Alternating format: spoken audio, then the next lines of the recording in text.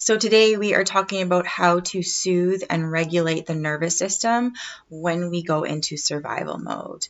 Now, this can happen when we actually are not in any threat, where there's no threat at hand, and it can feel like in a way that our body is betraying us, but this is due to having unresolved trauma. So there can be certain situations at hand that trigger and activate old wounds, and it can feel like there is a threat at hand, and our body can go into fight or flight or freeze or fawn. So fight or flight, also known as the acute stress response, is what happens in our body when we go into a threat and our body is activated in a way to keep us safe, where we can actually deal with the threat at hand, right? Fight, or we can get ourselves to a safe place, flight.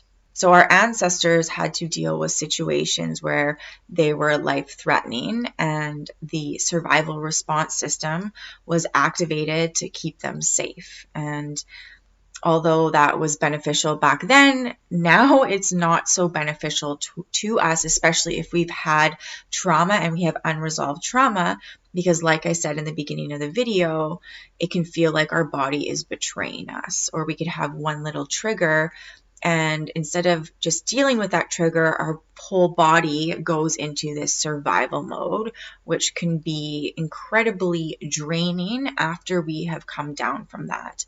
And it can be unhealthy, where we are getting activated to crazy heights, and cortisol shoots through our body and adrenaline shoots through our body, and that's why we get so exhausted after. And there are many people who live in fight or flight.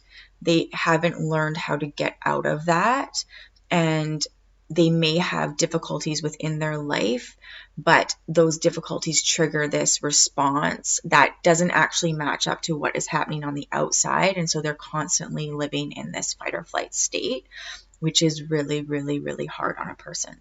There is also freeze. So freeze is when the body shuts down to protect itself. It can even be immobilizing for some people. You can have one little trigger and you're completely immobilized. So I'm going to give you an example of why this may happen. Let's say there is a child who wants the attention and affection of her mother, and she receives that attention, but then her mother is also abusive.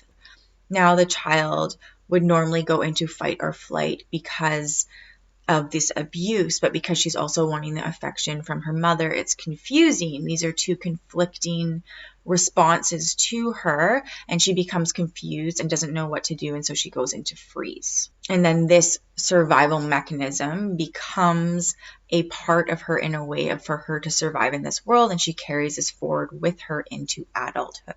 And until it is addressed and the trauma is healed, we may still naturally go into this default of freeze mode or fight or flight. So one of the best things that we can do for ourselves is to heal our childhood trauma, is to heal our trauma in general. Healing our trauma takes time. It's not overnight. But learning to self-soothe, you can practice that today. You can get off this video and start practicing this today. And then there is fawn mode, and it is when somebody is overly agreeable or goes into a state of people pleasing to keep the peace, to keep themselves safe. So somebody that goes into fawn mode as a survival response may be overly agreeable even with their abuser because they need to stay safe. That's how they stay safe within that. They probably learn this in childhood. Most of our survival mechanisms come from childhood, and childhood difficulties and childhood trauma. If you are somebody that goes into the fawn response, you want to look at where in your life you are also living within that space where you are overly agreeable with others. Somebody that goes into fawn response tends to suppress their authenticity on a regular basis within their life around certain people, or maybe everybody in their life, because there is a belief there that their authenticity is not okay and that they need to appease others to stay safe. And if this is something that resonates with you, I just made a video on people pleasing last week. So go check that out because I give a lot of tips in that video to help you heal this and overcome this. When we can start to heal this in our regular life, daily life, we can change pathways in the brain, which can also change our survival response or how we deal with that after. We might not be able to help what happens when we go into survival mode, but we can be in control of how we deal with it and how we come down from that. So I'm going to give you some examples today of what you can do. If you're somebody that goes into fight or flight, I want you to take notice when this happens, and if you can, go and sit with yourself. If you can, I want you to sit down, put your hand on your heart, hand on your stomach, and I want you to acknowledge what is happening within you. Is your heart racing? Do you have anxiety?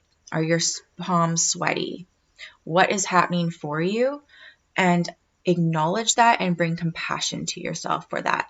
If we go into resistance, and that's usually what happens when we go into survival mode, we can resist what is happening. It feels scary. We don't know how to deal with it. The more that we resist what is happening within us, the more we will suffer and the stronger our symptoms can be.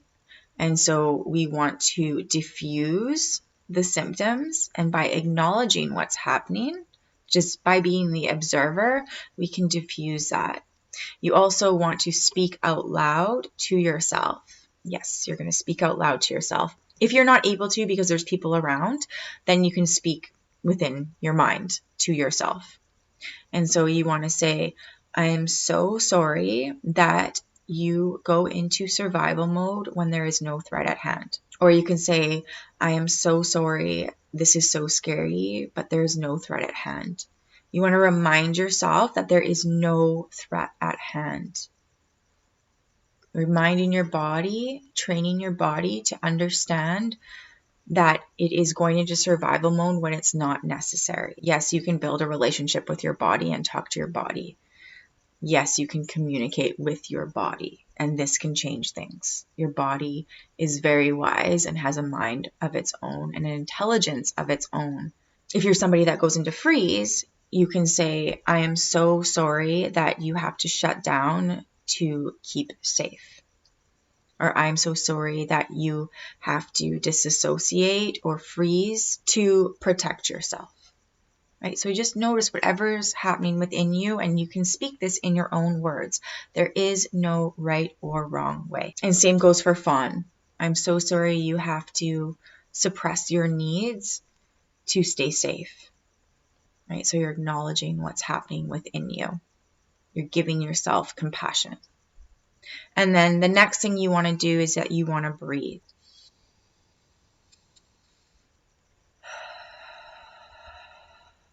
So you want to take slow, drawn out breaths, deep breaths. When you are breathing deeply or doing breath work, you are signaling the parasympathetic nervous system. You're triggering it, which signals to the body for the body to calm down, to calm itself.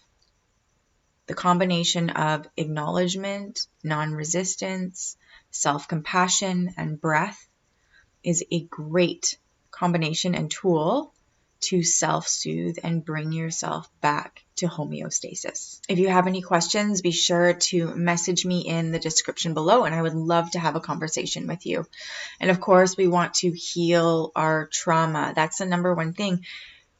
If we can heal our childhood trauma and our unresolved trauma, then this can really help a lot when it comes to the dysregulated nervous system. Thanks for watching today. If you like this video, be sure to hit the like button, subscribe, and share with your friends. My name is Tess. Thanks for watching.